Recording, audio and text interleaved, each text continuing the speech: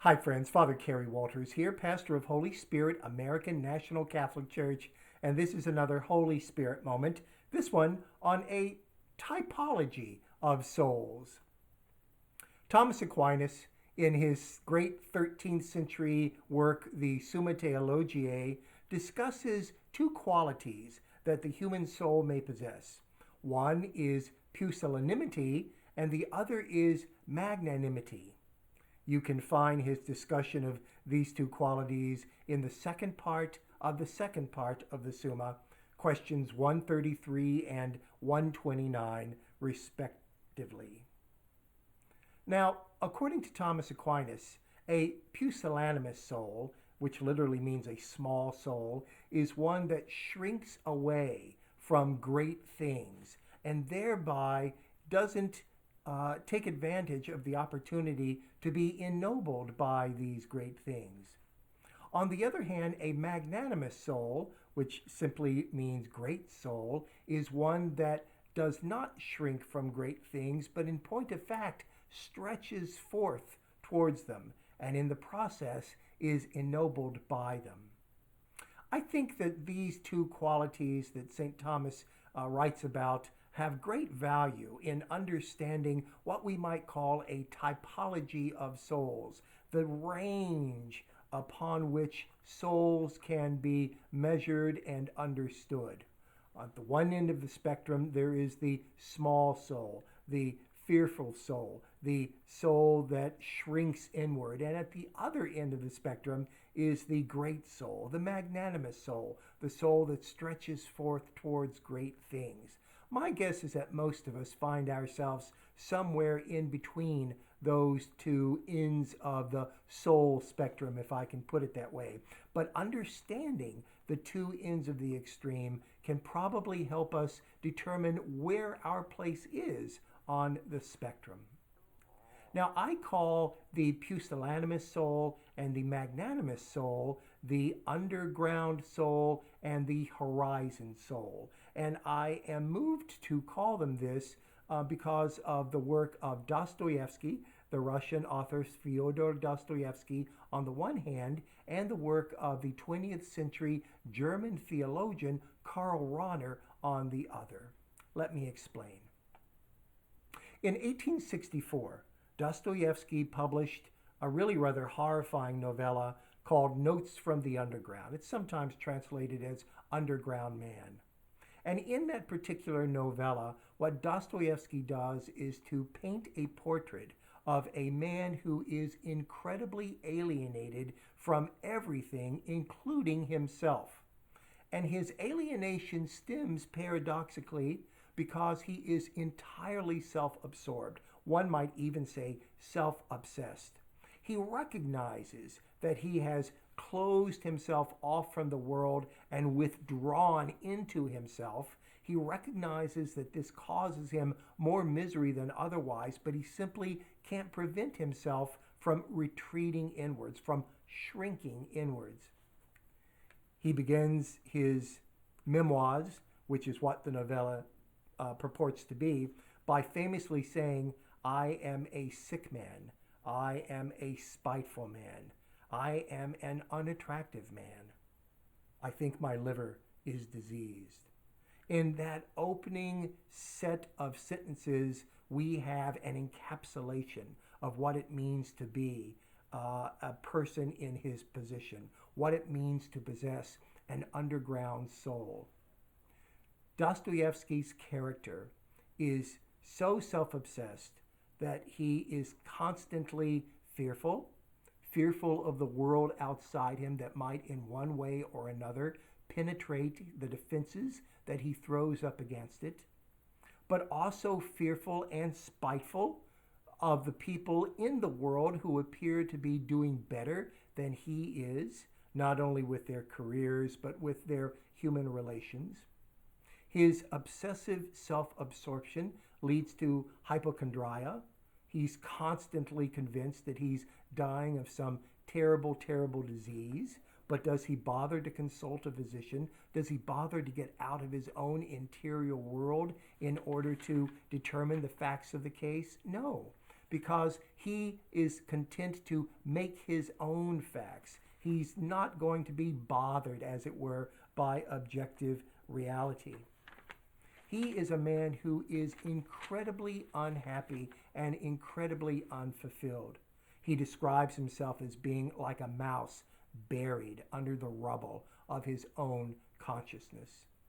Now, even though underground man is an extreme case, it does seem to me that he is a warning to those of us who live in a culture which the Canadian Catholic philosopher Charles Taylor calls a buffered culture. And what Taylor very briefly means by that is that in our scientific and indeed scientistic culture, we've tended to buffer ourselves against the call of the transcendence. And what that means is that we shrink into the here and now and are fearful of any suggestion of anything beyond the here and now. And it's only a short step from that kind of shrinkage to the pathological shrinkage suffered by the underground man, a shrinkage into subjectivism, a shrinkage into self-obsession, a shrinkage into the assumption that I make my own values and I make my own facts. When we fall into that trap, when we either have cultivated an underground soul or are leaning dangerously close to it in the spectrum that I mentioned earlier, we shut ourselves off from all of the things in reality that can ennoble us and give us a richer life. So much for the underground soul. What about the horizon soul, which is my term for what Thomas calls the magnanimous soul that stretches forth towards great things? Well, I borrowed the word horizon from Karl Rahner, the German theologian I mentioned earlier, who just may well have been the greatest Catholic philosopher and theologian of the 20th century. Karl Rahner argues that you and I have, all humans have, what he calls a Vorgriff aus Esse, a preapprehension of being. And what he means by that is this. Whenever you and I know a particular thing in the world, or whenever you and I will a particular act in the world, we always do it against a backdrop, a co-awareness, if you will, of primordial being. And what Rahner means by primordial being is infinite being, or God. Let me say that again. Our awareness of any particular thing in the world is always accompanied by a co-awareness of infinite being. Rahner frequently calls this the horizon.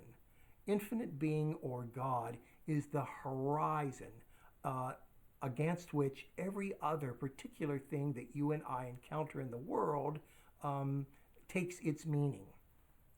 A soul that's magnanimous moves beyond the particular thing of the world without in any way disregarding it or not appreciating it, and is always stretching forth towards that infinite being, that horizon, which we always have a co-apprehension, a co-awareness of. The problem, however, is that if we live in a culture that buffers us off from any sense of the transcendence, that co-awareness of the horizon, of God, of infinite being, can be ignored, can be pushed away, can be disregarded.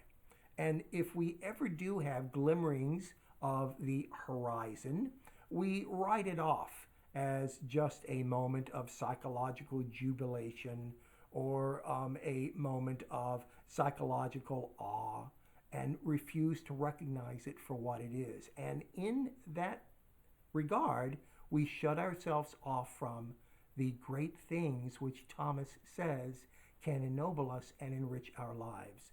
We fall into the risk of becoming an underground soul rather than a horizon soul.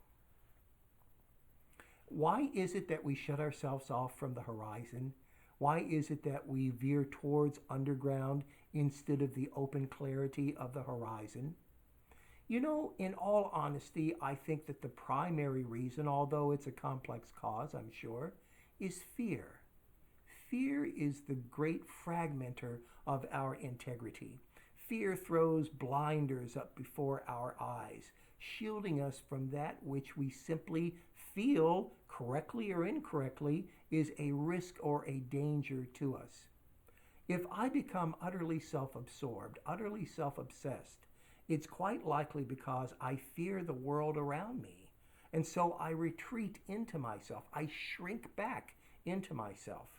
And that gives me the illusion of freedom and autonomy and self reliance and impenetrability by a hostile world.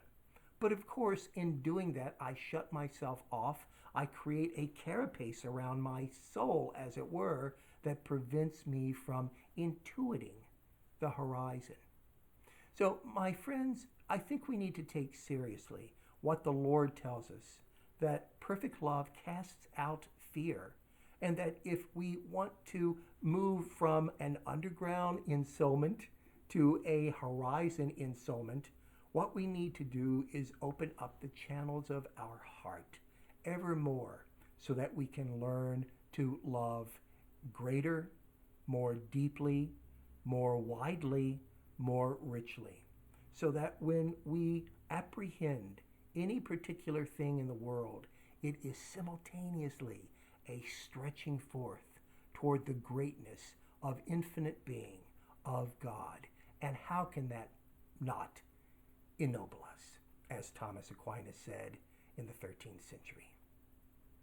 I'm Father Kerry Walters. This has been another Holy Spirit moment. God bless you. I will see you again soon.